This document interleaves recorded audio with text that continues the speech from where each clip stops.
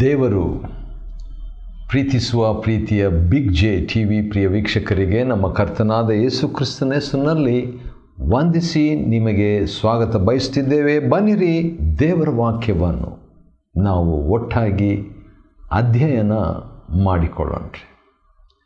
ದೇವರ ವಾಕ್ಯವನ್ನು ಯಾಕೆ ಅಧ್ಯಯನ ಮಾಡಿಕೊಳ್ಬೇಕು? ಒಂದು ಕಾರಣ ಕೊಡ್ತೇನೆ. ಯೆರೆಮೀಯನ ಗ್ರಂಥ, ಇದು ಕೂಡ ಯೆರೆಮೀಯನ ಗ್ರಂಥದಲ್ಲಿ ಇದೆ, 15ನೇ ಅಧ್ಯಾಯ ಮತ್ತು 16ನೇ ವಚನ. ಭಾಳ ಈಸಿ ಇದು ನೆನಪಿಟ್ಕೊಳ್ಳೋದಕ್ಕೆ.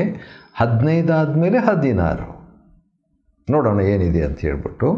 ಜೆರೆಮಾಯ ಚಾಪ್ಟರ್ 15 ಆ್ಯಂಡ್ ವರ್ಸ್ 16 ಅದರಲ್ಲಿ ಏನಂತಿದೆ ಅಂತ ಹೇಳಿದರೆ, ನನಗೆ, ಯೆರೆಮೀಯನ ಸಾಕ್ಷಿ ಇದು, ನನಗೆ ದೊರೆತ ನಿನ್ನ ಮಾತುಗಳನ್ನು, ಅಂದರೆ ದೇವರ ಮಾತುಗಳನ್ನು ಆಹಾರ ಮಾಡಿಕೊಂಡೇನು. ವಾವ್, ಸಾಕ ಒಂದು ಕಾರಣ. ನನಗೆ ದೊರೆತ ದೇವರ ಮಾತುಗಳು ಆಹಾರ. God's words are food for the spirit and soul. ಯಾರ್ಯಾರು ದೇವರ ವಾಕ್ಯ ಎಂಬ ಊಟ ಮಾಡಲ್ವೋ, ಕೆಲವರು 1 ವಾರ ಬೈಬಲ್ ಓದಿರಲ್ಲ, 2 ವಾರ ಬೈಬಲ್ ಓದಿರಲ್ಲ, 3 ವಾರ, 1 ತಿಂಗಳು, 6 ತಿಂಗಳು ಬೈಬಲ್ ಓದಿರಲ್ಲ. ಹಾಗಾದರೆ ದೇವರ ವಾಕ್ಯ ಎಂಬ ಆಹಾರ ಇಲ್ಲದೆ ಅವರಲ್ಲಿ ಬಲಹೀನತೆ, ವೀಕ್ನೆಸ್. ಒಂದಿನನೇ ಊಟ ಮಾಡದಿದ್ದರೆ ಕೆಲವರು ಭಾಳ ವೀಕ್ ಆಗಿಬಿಡ್ತಾರೆ. ಅಂದರೆ ಅವ್ರಿಗೆ ಅನಿಸ್ಬಿಡ್ತದೆ ಹಾಗೆ. ಎಲ್ಲೋ ಒಂದು ಕಡೆ ನಾನು ಹೋಗಿದ್ದಾಗ ಒಬ್ಬರು ಹೇಳಿದರು, ಊಟ ಅರ್ಧ ಗಂಟೆ ಲೇಟ್ ಆಗಿಬಿಟ್ಟಿದೆ, ನನ್ನ ಕೈ ಕಾಲೆಲ್ಲ ನಡುಗ್ತಾ ಇದೆ ಅಂತ ಹೇಳ್ಬಿಟ್ಟು. ಆ ರೀತಿಯಾಗಿ ನಾವು ಇಹಲೋಕದ ಊಟಕ್ಕೆ ಮಹತ್ವ ಕೊಡ್ತೇವೆ. ಒಳ್ಳೆಯದು, ಯಾಕಂದರೆ ಅದು ದೇವರಿಂದ ಬಂದದ್ದು. ಅದೇ ರೀತಿಯಾಗಿ ದೇವರ ವಾಕ್ಯವೆಂಬ ಆಹಾರ, ದೇವರ ವಾಕ್ಯಕ್ಕೆ ನಾವು ಆದ್ಯತೆಯನ್ನು ಕೊಡಬೇಕು. Because the word of god is the food from god. ಇಷ್ಟು ಹೇಳಿಬಿಟ್ಟು ನಾನು ಯೆರೆಮೀಯನ ಗ್ರಂಥ 11ನೇ ಅಧ್ಯಾಯ, ದ ಬುಕ್ ಆಫ್ ಜೆರೆಮಾಯ ಚಾಪ್ಟರ್ 11, ಯೆಹೋವನು ಯೆರೆಮೀಯನಿಗೆ ದಯಪಾಲಿಸಿದ ವಾಕ್ಯ ಏನಂತೆ ಅದು? ದೇವರಿಗಾಗಲೇ 1ನೇ ಅಧ್ಯಾಯ ಯೆರೆಮೀಯನ ಗ್ರಂಥದಿಂದ 10ನೇ ಅಧ್ಯಾಯದಲ್ಲಿ ವಾರ್ನಿಂಗ್, ಜಡ್ಜ್ಮೆಂಟ್. ದೇವರು ತನ್ನ ಜನರಿಗೆ ಎಚ್ಚರಿಕೆ, ತೀರ್ಪು ಕೊಟ್ಬಿಟ್ಟು ಅನಂತರ ದೇವರು ಒಂದು ಮಾತು ಹೇಳುವಂಥದ್ದನ್ನು ನೀವು ಗಮನಿಸ್ಬೋದು. 4ನೇ ವಚನದಲ್ಲಿ ಇದೆ, ನೀವು ನನ್ನ ಮಾತನ್ನು ಕೇಳಿ ನಾನು ನಿಮಗೆ ಆಜ್ಞಾಪಿಸಿರುವ ಈ ವಿಧಿಗಳನ್ನೆಲ್ಲ ಕೈಕೊಂಡ್ರೆ ನೀವು ನನ್ನ ಪ್ರಜೆಯಾಗಿರುವಿರಿ. ವಾವ್! ದೇವರು ನೋಡ್ರಿ ಬಿಟ್ಬಿಡ್ತಾ ಇಲ್ಲ ತನ್ನ ಜನರನ್ನು. God is committing again and again to his people. ತನ್ನ ಜನರಿಗೆ ತನ್ನನ್ನು ಸಮರ್ಪಿಸಿಕೊಂಡಂಥ ಕಾರಣ ಏನಿರ್ಬೋದು? ಯಾಕೆ ದೇವರು ಬಿಡ್ತಾ ಇಲ್ಲ ತನ್ನ ಜನರನ್ನು? ಮತ್ತೆ ಸ್ವಲ್ಪ ಬೈತಾನೆ ಅಥವಾ ಗದರಿಸ್ತಾನೆ. ಬೈತಾನೆ ಅನ್ನೋದಕ್ಕಿಂತಲೂ ದೇವರು ಗದರಿಸ್ಬಿಟ್ಟು ಮತ್ತೆ ಪ್ರೀತಿ. ಏನಿರ್ಬೋದು? ಒಂದು ಕಾರಣ ನನ್ನ ಮನಸ್ಸಿಗೆ ಬರ್ತಾ ಇದೆ, ಅದು ಯೆರೆಮೀಯನ ಗ್ರಂಥದಿಂದನೇ ಬರ್ತಾ ಇದೆ. ನೋಡೋಣವೇ? ಬನ್ನಿರಿ. ಯೆರೆಮೀಯ 31ನೇ ಅಧ್ಯಾಯ ಮತ್ತು 3ನೇ ವಚನ ಈ ರೀತಿಯಾಗಿದೆ. ಅದೇನಂತ ಹೇಳಿದರೆ, ನಾನು ನಿನ್ನನ್ನು ಪ್ರೀತಿಸಿರುವುದು ಶಾಶ್ವತ ಪ್ರೇಮದಿಂದಲೇ. Wow! Love you forever. ನಾನು ನಿನ್ನನ್ನು ಪ್ರೀತಿಸಿರುವುದು ಶಾಶ್ವತ ಪ್ರೇಮದಿಂದಲೇ. ಆದ ಕಾರಣ ನಿನ್ನನ್ನು ಮಮತೆಯಿಂದ ಸೆಳೆದುಕೊಂಡಿದ್ದೇನೆ. ಇಸ್ರಾಯೇಲ್ ಎಂಬ ಯುವತಿಯೇ, ಎಂಬುದಾಗಿ ದೇವರು ತನ್ನ ಜನರನ್ನು ಪ್ರೀತಿ, ಎಂಥ ಪ್ರೀತಿ? ನಿತ್ಯ ಪ್ರೀತಿ. ಸರಿ, ಆದ ಕಾರಣ ದೇವರು ನನ್ನ ಪ್ರಜೆಯಾಗಿರುವಿರಿ, ನಾನು ನಿಮ್ಮ ದೇವರಾಗಿದ್ದು, 5ನೇ ವಚನ 11ನೇ ಅಧ್ಯಾಯ ಯೆರೆಮೀಯನ ಗ್ರಂಥ, ಹಾಲು ಜೇನು ಹರಿಯುವ ದೇಶವನ್ನು ಕೊಡುವುದಾಗಿ ನಿಮ್ಮ ಮೂಲಪಿತೃಗಳಿಗೆ ಮಾಡಿದ ವಾಗ್ದಾನವನ್ನು ನೆರವೇರಿಸುವೆನು. I will fulfil the word. ದೇವರು ತನ್ನ ವಾಗ್ದಾನವನ್ನು, ತನ್ನ ಒಡಂಬಡಿಕೆಯನ್ನು ಗೇನ್ ಅಂಡ್ ಅಗೇನ್ ಮತ್ತೆ ಮತ್ತೆ ಎತ್ತಿ ಹೇಳುವಾತನಾಗಿದ್ದಾನೆ. ಆ ನನ್ನ ಮಾತು ಈಗ ಕೈಗೂಡಿದೆ, ಈಗ ನೆರವೇರಿಸ್ತೇನೆ. ಆದ ಕಾರಣ ನಾನು ನಿಮಗೆ ಪ್ರಾಮಿಸ್ ಮಾಡಿದ ಹಾಗೆ ನಿಮ್ಮ ಪಿತೃಗಳಿಗೆ ಈಗ ಮಾಡ್ತೇನೆ ಎಂಬುದಾಗಿ ದೇವರು ಹೇಳಿಬಿಟ್ಟು, ಅನಂತರ ದೇವರು ಒಂದು ವೇಳೆ ನೀವು ನಡ್ಕೊಳ್ಳದಿದ್ದರೆ ಶಾಪ ಎಂಬುದು ಕೂಡ ವಾರ್ನಿಂಗ್ ದೇವರು ಕೊಡ್ತಾನೆ. ಆಗ ಯೆರೆಮೀಯನು ಅಪ್ಪಣೆಯಂತಾಗಲಿ ಯೆಹೋವನೇ ಅಂತ ಉತ್ತರ ಕೊಡ್ತಾನೆ. ಅನಂತರ 6ನೇ ವಚನ, ಯೆಹೋವನು ಮತ್ತೆ ಯೆರೂಸಲೇಮಿಗೆ, ಯೆಹೂದಕ್ಕೆ ದೇವರು ಹೌದು ಮಾತನಾಡ್ತಾ ಇದ್ದಾನೆ. ಕೆಲವು ಸಾರಿ ಈ ಹಠ ಜನರಿಗೆ ಬರಲಿಕ್ಕೆ ಒಂದು ಕಾರಣ. 8ನೇ ವಚನ ನೋಡ್ರಿ, 11:8. ಅವರಾದರೂ ಕೇಳಲಿಲ್ಲ, ಕಿವಿಗೊಡಲಿಲ್ಲ. ಪ್ರತಿಯೊಬ್ಬನು ತನ್ನ ತನ್ನ ದುಷ್ಟ ಹೃದಯದ ಹಠಕ್ಕೆ, ದುಷ್ಟತನ ಇದ್ದರೆ ಹಠತನನೂ ಬರ್ತದೆ, ಹಠಮಾರಿತನ ಇದ್ದರೆ ದುಷ್ಟತನನೂ ಬಂದುಬಿಡ್ತದೆ. ಇವೆಲ್ಲ ಒಂದಕ್ಕೊಂದು ರಿಲೇಟಿವ್ಸ್ ಇದ್ದ ಹಾಗೆ. ಆದ ಕಾರಣ ಕೈಕೊಳ್ಳಬೇಕೆಂದು ನಾನು ಆಜ್ಞಾಪಿಸಿದರೂ ಅವರು ಕೈಕೊಳ್ಳದ ಈ ನಿಬಂಧನೆಯನ್ನು, ಶಾಪಗಳನ್ನೆಲ್ಲ ಅವರ ಮೇಲೆ ಬರಮಾಡಿದ್ದೇನು. ನೋಡ್ರಿ, ದೇವರು ಮೊದಲು ವಿಧೇಯರಾಗ್ರಿ, ಶಾಪಕ್ಕೊಳಗಾಗಬೇಡ್ರಿ ಎಂಬುದಾಗಿ ಹೇಳಿಬಿಟ್ಟು, ಮತ್ತೆ ಆತನು ತನ್ನ ಜನರು ತನ್ನ ಕಡೆಗೆ ತಿರುಗಬೇಕೆಂಬುದಾಗಿ ಆತನು ಇಷ್ಟಪಡ್ತಾನೆ. ಸರಿ, ಆ ರೀತಿಯಾಗಿ ಹೇಳಿದ ಮೇಲೆ 9ನೇ ವಚನ, ಯೆಹೋವನು ನನಗೆ ಹೀಗೆ ಹೇಳಿದನು, ಯೆಹೂದ್ಯರಲ್ಲಿಯೂ ಯೆರೂಸಲೇಮಿನ ನಿವಾಸಿಗಳಲ್ಲಿಯೂ ಒಳಸಂಚು ಕಂಡು ಬಂದಿದೆ. ಏನಂತೆ? ನನ್ನ ಮಾತುಗಳನ್ನು ಕೇಳಲೊಲ್ಲದಿದ್ದ ತಮ್ಮ ಮೂಲ ಪಿತೃಗಳ ದುಷ್ಕೃತ್ಯಗಳ ಕಡೆಗೆ ತಿರುಗಿಕೊಂಡಿದ್ದಾರೆ. ಹೌದು, ಅಂದರೆ ದೇವರು ತನ್ನ ವಾಕ್ಯಕ್ಕೆ ಎಷ್ಟು ಇಂಪಾರ್ಟೆನ್ಸ್ ಕೊಡ್ತಾನೆ ನೋಡ್ರಿ. ಅದೇ ರೀತಿಯಾಗಿ ನಾವು ಕೂಡ ದೇವರ ವಾಕ್ಯಕ್ಕೆ ಮಹತ್ವ ಕೊಡಬೇಕು. ದೇವರ ವಾಕ್ಯನೇ ನಮಗೆ ಮೇಲನ್ನು ತರುವುದು.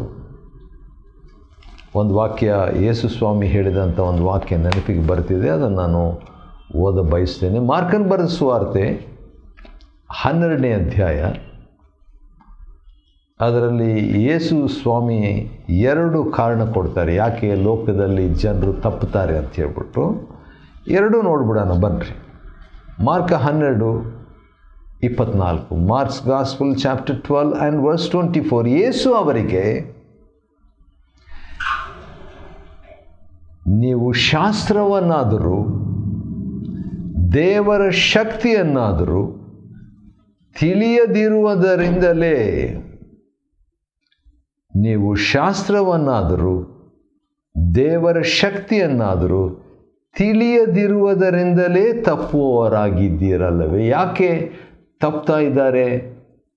2 ಕಾರಣ. ವಾಕ್ಯ ಗೊತ್ತಿಲ್ಲ, ದೇವ್ರ ವಾಕ್ಯ ಗೊತ್ತಿಲ್ಲ, ದೇವ್ರ ಶಕ್ತಿ ಗೊತ್ತಿಲ್ಲ. ಇವೆರಡು ಗೊತ್ತಾಗ್ಬಿಟ್ರೆ ನಾವು ಭೂಲೋಕದಲ್ಲಿ ಬಹಳ ಆತ್ಮಿಕ ಜೀವನ ನಡೆಸೋದಕ್ಕೆ ಸಾಧ್ಯ.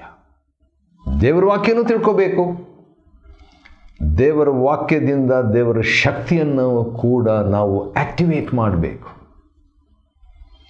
ಸರ್, ಮುಂದುವರಿಸೋಣ ಬನ್ನಿರಿ. ಯೆರೆಮೀಯನ ಗ್ರಂಥ 11ನೇ ಅಧ್ಯಾಯದಲ್ಲಿ ದೇವರು ಈ ರೀತಿಯಾಗಿ ಅವರು ನನ್ನ ಮಾತು ಕೇಳ್ತಾ ಇಲ್ಲ. 10ನೇ ವಚನ, ಒಡಂಬಡಿಕೆಯನ್ನು ಮೀರಿದ್ದಾರೆ. 10ನೇ ವಚನದ 2ನೇ ಭಾಗ, ಮತ್ತು ಕೇಡನ್ನು ಬರಮಾಡುವೆನು. 11ನೇ ವಚನ, ಮತ್ತು ಸೃಷ್ಟಿಯನ್ನು ಅವರು ಪೂಜಿಸ್ತಾ ಇದ್ದಾರೆ. 12ನೇ ವಚನ. ಆ ರೀತಿಯಾಗಿ ಹೇಳಿಬಿಟ್ಟು ಕಡೆಗೆ ದೇವರು ಇನ್ನೊಂದು ಸಾರಿ ಯೆರೆಮೀಯನಿಗೊಂದು ಮಾತು ಹೇಳ್ತಾನೆ, ವಿಚಿತ್ರವಾದಂಥ ಮಾತು. ಈಗಾಗಲೇ ಒಂದು ಸಾರಿ ಅದನ್ನು 7ನೇ ಅಧ್ಯಾಯ 16ರಲ್ಲಿ ನೋಡಿದ್ದೇವೆ. ಈಗ ಮತ್ತೊಂದು ಸಾರಿ ಯೆರೆಮೀಯ 11:14 ನೋಡ್ತೀವಿ. ಆದ ಕಾರಣ ಈ ಜನರಿಗೋಸ್ಕರ ಬೇಡಿಕೊಳ್ಳಬೇಡ. Don't pray. ಪ್ರೇಯರ್ ಮಾಡಬೇಡ ಇವ್ರಿಗೋಸ್ಕರ, ಇವರಿಗಾಗಿ ಮೊರೆ ಇಡಬೇಡ, ಪ್ರಾರ್ಥಿಸಲೂ ಬೇಡ. ಅವರು ತಮ್ಮ ಕೇಡಿನ ನಿಮಿತ್ತ ನನಗೆ ಮೊರೆ ಇಡುವಾಗ ನಾನು ಕೂಡ ಪ್ರೇಯರ್ಗೆ ಉತ್ತರ ಕೊಡಲ್ಲ. ನೀನು ಪ್ರೇಯರ್ ಮಾಡಬೇಡ, ನಾನು ಪ್ರೇಯರ್ಗೆ ಉತ್ತರ ಕೊಡಲ್ಲ ಎಂಬುದಾಗಿ ಹೇಳ್ತಾರೆ. ಆ ರೀತಿಯಾಗಿ ಹೇಳಿದ ಕೂಡಲೇ ದೇವರೊಂದು ಮಾತು ಹೇಳ್ತಾರೆ ನೋಡ್ರಿ, 2 ಮಾತು. 15ನೇ ವಚನ, ನನ್ನ ಆಪ್ತ ಜನವು. ವಾವ್! ಒಂದು ಕಡೆ ಪ್ರೇಯರ್ ಮಾಡಬೇಡ ಅಂತ ಹೇಳ್ತಾರೆ, ಒಂದು ಕಡೆ ನಾನು ಶಾಪವನ್ನೆಲ್ಲ ಬರಮಾಡ್ತೀನಿ ಎಂಬುದಾಗಿ ಹೇಳ್ತಾರೆ. ಒಂದು ಸರಿ ನಾನು ಅವರ ದುಷ್ಟ ಹೃದಯಕ್ಕೆ ತಕ್ಕಂತೆ, ಹಠಕ್ಕೆ ತಕ್ಕಂತೆ ದಂಡನೆ ಕೊಡ್ತಾ ಅಂತ ಹೇಳ್ತಾರೆ. ಆದರೆ 15ನೇ ವಚನದಲ್ಲಿ ನನ್ನ ಜನರು, ಮೈ ಪೀಪಲ್, ನನ್ನ ಆಪ್ತ ಜನವು ನನ್ನ ಮನೆಯಲ್ಲಿ ಹೌದು ಅಸಹ್ಯ ಕಾರ್ಯವನ್ನು ಮಾಡಿದ್ದೇಕೆ ಎಂಬುದಾಗಿ ಹೇಳಿಬಿಟ್ಟು ಅನಂತರ ದೇವರು 18ನೇ ವಚನದಲ್ಲಿ ಯೆಹೋವನು ತಿಳಿಸಿದ್ದರಿಂದ ಹೌದು ನನಗೆ ತೋರಿಸಿದ್ಯಾ, ಅಂದರೆ ಪ್ರವಾದಿಗೆ ದೇವರು ತೋರಿಸ್ತಾರೆ. ಇವೆಲ್ಲ ಹೇಳಿಬಿಟ್ಟು ದೇವರು ಅಥವಾ ದೇವರ ವಾಕ್ಯದಲ್ಲಿ ಯೆರೆಮೀಯನ ಮುಖಾಂತರವಾಗಿ ದೇವರು ತಿಳಿಸಿದಂಥ 20ನೇ ವಚನ ಭಾಳ ಪವರ್ಫುಲ್, ಶಕ್ತಿಯುತವಾದಂಥ ಒಂದು ವಾಕ್ಯ. ನೋಡೋಣ ಬನ್ನಿರಿ ಏನಿದೆ ಅಂತ ಹೇಳ್ಬಿಟ್ಟು 11 ಚಾಪ್ಟರ್ 11 ಜೆರೆಮಾಯ 20ನೇ ವಚನ. ಹೃದಯವನ್ನು ಅಂತರಿಂದ್ರಿಯವನ್ನು ಪರೀಕ್ಷಿಸಿ ನ್ಯಾಯವಾಗಿ ತೀರ್ಪು ಮಾಡುವ ಸೇನಾಧೀಶ್ವರನಾದ ಯೆಹೋವನೇ. ವಾವ್! ದೇವರ ಬಗ್ಗೆ ಯಾವ ರೀತಿಯಾಗಿ ಪ್ರೇಯರ್ ಮಾಡ್ತಾರೆ ನೋಡ್ರಿ. ನಾವು ಕೆಲವು ಸಾರಿ ಈ ರೀತಿಯಾಗಿ ಪ್ರೇಯರ್ ಮಾಡೋದು ಒಳ್ಳೆಯದೇ, ಆದರೆ ಯೆರೆಮೀಯನ ಆ ರೀತಿಯಾಗಿ ಪ್ರೇಯರ್ ಮಾಡಿಬಿಟ್ಟು ಯೆಹೋವನೇ ನೀನು ಅವರಿಗೆ ಕೊಡುವ ಪ್ರತಿಫಲವನ್ನು ನಾನು ಕಾಣುವೆನು, ನನ್ನ ವ್ಯಾಜ್ಯವನ್ನು ನಿನಗೆ ಅರಿಕೆ ಮಾಡಿದ್ದೇನಷ್ಟೆ. ಆ ರೀತಿಯಾಗಿ ಹೇಳಿದ ಮೇಲೆ ಯೆಹೋವನು ನನಗೆ ಮತ್ತೆ ದೇವರು ಯೆರೆಮೀಯ ಇಬ್ಬರು ಮಾತಾಡ್ಕೊಳ್ತಾರೆ. ನಮ್ಮ ಕೈಯಿಂದ ನೀನು ಸಾಯಬಾರದಾಗಿದ್ದರೆ ಯೆಹೋವನ ಹೆಸರೆತ್ತಿ ಪ್ರವಾದಿಸಬೇಡ ಎಂದು ನಿನ್ನ ಪ್ರಾಣಕ್ಕೆ ಹೊಂಚು ಹಾಕುತ್ತಿರುವ ಜನರು ಕೆಲವರು ಇದ್ದರು. ಅವ್ರ ವಿಷಯದಲ್ಲಿ ದೇವರು ಏನು ಮಾಡ್ತಾರೆ, ಅವರಿಗೆ ಜಡ್ಜ್ಮೆಂಟ್ ಕೊಡ್ತೀನಂತ. ಯಾಕಂತ ಹೇಳಿದ್ರೆ ಕೆಲವರು ಯೆರೆಮೀಯನ ಪ್ರವಾದನೆ ಮಾಡೋದು ಇಷ್ಟವಾಗಿರಲಿಲ್ಲ. ಅದರಲ್ಲಿ ಕೂಡ ಅನಾಥೋತಿನವರು ಆ ರೀತಿಯಾಗಿದ್ದರಂತೆ. ಯಾಕೆ ಅನಾಥೋತಿನವರು ಆ ರೀತಿಯಾಗಿ ಹೇಳಿದರು? 1ನೇ ಅಧ್ಯಾಯ ಯೆರೆಮೀಯನ ಗ್ರಂಥ ನಾವು ನೋಡಿದರೆ 1ನೇ ವಚನದಲ್ಲಿದೆ, ಬೆನ್ಯಾಮೀನ್ ಸೀಮೆಗೆ ಸೇರಿದ ಅನಾಥೋತ್ ಊರಿನ ಯಾಜಕ ವರ್ಗದವನು ಇಲ್ಕಿಯನ ಮಗನೂ ಆದ ಯೆರೆಮೀಯನ ಪ್ರವಾದನೆಗಳು. ಹಾಗಾದರೆ ಯೆರೆಮೀಯನ ಊರು ಬಂದು ಅನಾಥೋತ್. ಆದ ಕಾರಣ ನಮ್ಮೂರಿಗೆ ಸೇರಿದವರು ಇವರು, ನಮ್ಮೂರಿನವರು ಇವರು ಯೆರೆಮೀಯ.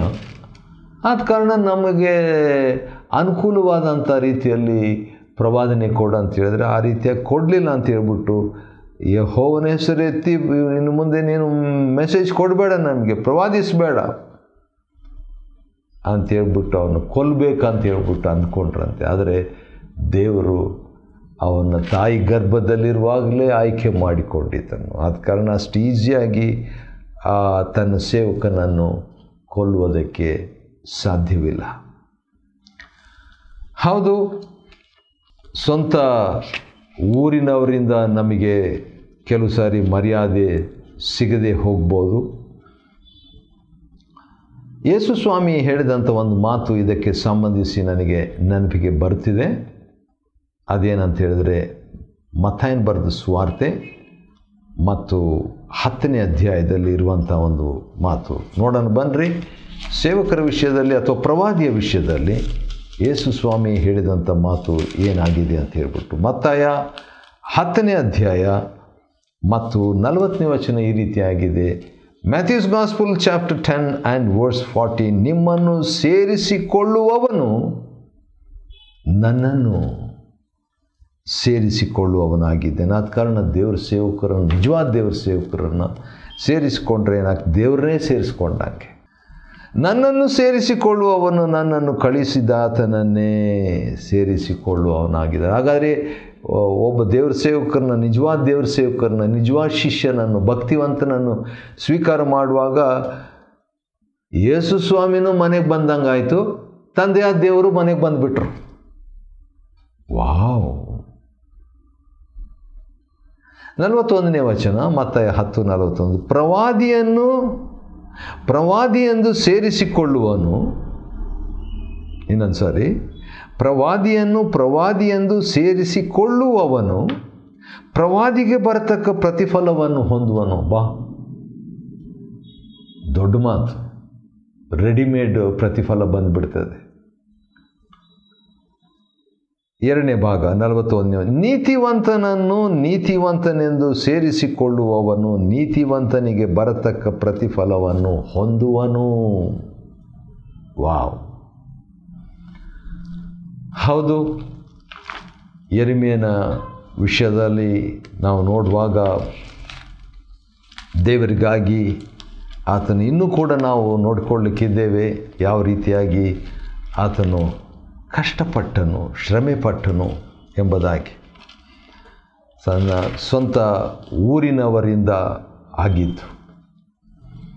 ನಮ್ಮ ಕರ್ತನಾದ ಯೇಸು ಕ್ರಿಸ್ತನಿಗೆ ಕೂಡ ಇಂಥ ಒಂದು ಅನುಭವ ಆಯಿತು. ನಿಜ ಭಕ್ತರಿಗೆ ಇದು ಆಗಬೇಕು. ಇನ್ನೊಂದು ವಾಕ್ಯ ನನಗೆ ನೆನಪಿಗೆ ಬರ್ತಿದೆ, ಆದ ಕಾರಣ ಅದನ್ನು ಕೂಡ ನಿಮ್ಮ ಮುಂದೆ ಇಡ ಬಯಸ್ತೇನೆ. ಇದು ಪರಿಚಯವಾದಂಥ ಒಂದು ವಾಕ್ಯ ಭಾಗ. ಯೋಹಾನ 1ನೇ ಅಧ್ಯಾಯ ಅದರಲ್ಲಿ 11ನೇ ವಚನ ಈ ರೀತಿಯಾಗಿದೆ. ಆತನು ತನ್ನ ಸ್ವಾಸ್ಥ್ಯಕ್ಕೆ ಬಂದನು. ಜಾನ್ಸ್ ಗಾಸ್ಪಲ್ ಚಾಪ್ಟರ್ 1 ವರ್ಸ್ 11, ಆತನು ತನ್ನ ಸ್ವಾಸ್ಥ್ಯಕ್ಕೆ ಬಂದನು, ಆದರೆ ಸ್ವಂತ ಜನರು ಆತನನ್ನು ಅಂಗೀಕರಿಸಲಿಲ್ಲ. ಯೇಸು ಸ್ವಾಮಿಯನ್ನು ಸ್ವಂತ ಜನರೇ ಅಂಗೀಕಾರ ಮಾಡಲಿಲ್ಲ ಅಂತೆ. ಅದೇ ರೀತಿಯಾಗಿ ಯೆರೆಮೀಯನನ್ನು ತಮ್ಮ ಸ್ವಂತ ಊರಿನವರಾದ ಅನಾಥೋತಿನವರು ಆತನನ್ನು ಅಂಗೀಕಾರ ಮಾಡಲಿಲ್ಲ. ಆದರೆ ಯಾರ್ಯಾರು ಆತನನ್ನು ಅಂಗೀಕರಿಸಿದ್ರು ಅಂದರೆ ಯೇಸು ಸ್ವಾಮಿಯನ್ನು, ಅಂಥವ್ರಿಗೆ ದೇವರ ಮಕ್ಕಳಾಗುವ ಅಧಿಕಾರ ಕೊಟ್ಟಂಥ ಆ ದೇವರಿಗೆ ಸ್ತೋತ್ರವಾಗಲಿ. ಆದ ಕಾರಣ ದೇವರು ಭಾಳ ಸೀರಿಯಸ್ ಆಗಿ ತೆಗೆದುಕೊಂಡು ಅವರ ವಿಷಯದಲ್ಲಿ ಜಡ್ಜ್ಮೆಂಟ್ ಮಾಡ್ತೀನಿ ಎಂಬ ಒಳಸಂಚು ಪ್ರವಾದಿಗೆ ವಿರುದ್ಧವಾಗಿ ಬಂದಂಥರ ಕುರಿತಾಗಿ ನಾವು ನೋಡ್ತೇವೆ. ಹೌದು, ಯೆರೆಮೀಯನು ಅಂತ ಹೇಳಿದರೆ ಯೆಹೋವನ ಮೇಲೆ ಕೆತ್ತುವನು. ನೋಡಿರಿ, ದೇವರು ಯಾವ ರೀತಿಯಾಗಿ ಯೆರೆಮೀಯನನ್ನು ತನ್ನ ಅನಾಥೋತಿನವರಿಂದ ಮೇಲಕ್ಕೆ ಎತ್ತಿದನು, ಕಾಪಾಡಿದನು, ಸ್ಥಾಪಿಸಿದನು. ತನ್ನ ಪ್ರವಾದಿಯನ್ನು ದೇವರು ನೋಡ್ಕೊಳ್ತಾನೆ, ತನ್ನ ಸೇವಕನನ್ನು ದೇವರು ನೋಡಿಕೊಂಡನು. ಇನ್ನೂ ಕೂಡ ಭಾಳ ನೋಡಲಿಕ್ಕಿದ್ದೇವೆ. 11ನೇ ಅಧ್ಯಾಯ ಯೆರೆಮೀಯನ ಗ್ರಂಥವನ್ನು ಅಧ್ಯಯನ ಮಾಡಿಕೊಳ್ಳುವಂತೆ ದೇವರು ಕೊಟ್ಟ ಕೃಪೆಗಾಗಿ ಆತನಿಗೆ ಸ್ತೋತ್ರವಾಗಲಿ. ದೇವರು ನಿಮ್ಮನ್ನು ಆಶೀರ್ವದಿಸಲಿ.